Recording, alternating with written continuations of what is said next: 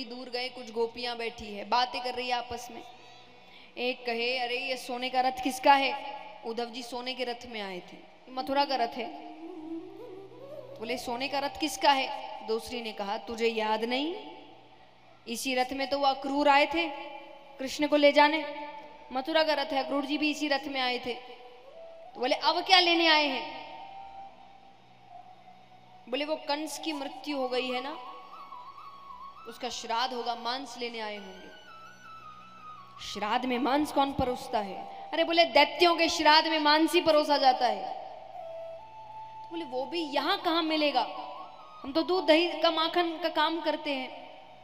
बोले ये मथुरावासी बहुत चालाक है, इनको पता है जब से कृष्ण गया है यहां सब मरे घूम रहे हैं, किसी में जान नहीं है।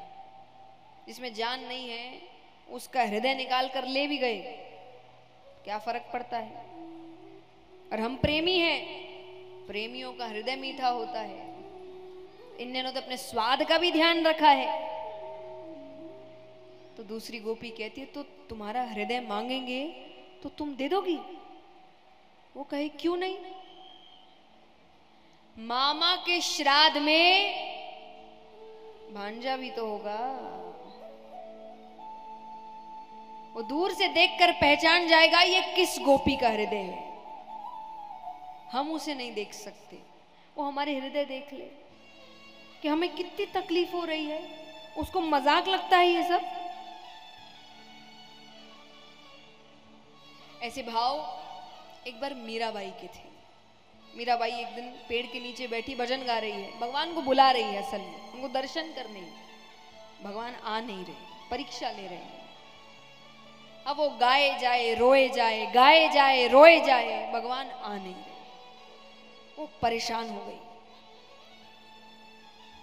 परेशान हो गई। तो उस पेड़ के ऊपर एक कौवा बैठा है, वो बहुत आवाज कर रहा है, तो वो उससे ही बात कर रही है। को लग रहा है कोई मिल नहीं रहा, इसी से बात करो। तो वो उससे क्या बात कर रही है सुनिए।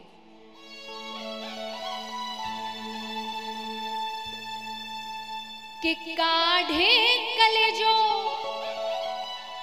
मैं धरूं रे, कि काढ़े कलेजो मैं धरूं रे, कागा तू ले जा। तुझे भूख लगी इसलिए आवाज कर रहा है ना, मैं कलेजा निकाल के देती हूँ खाने के लिए, लेकिन एक शर्त है, यहां नहीं खाना। कि काढ़े कलेजो मैं धरूं रे, कागा तू ले जा। और जा देसा मारो पिया बसे, वो देखे तू खा।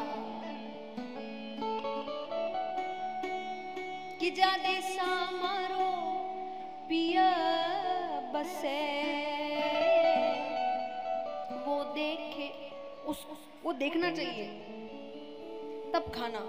उसको दर्द समझ में आए, उसको मजाक लग रहा है ये सब। आज गोपियों के भी यही भाव है, वो हृदय निकाल को देने को तैयार है।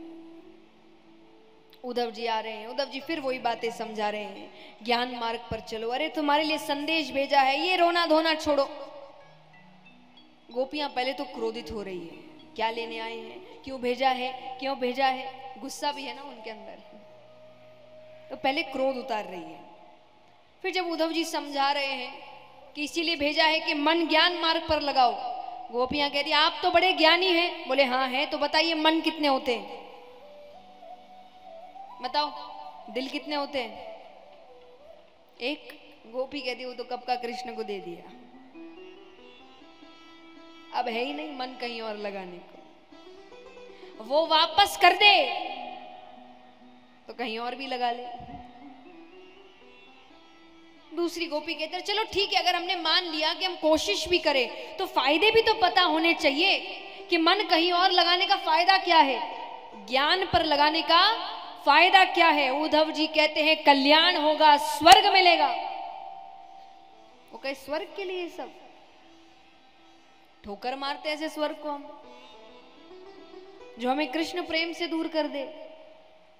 और अगर कृष्ण प्रेम में रहने से हमें नरक मिलेगा, जन्मों जन्मों तक नरक में रहने को तैयार है, कृष्ण को नहीं छोड़ सकते हम।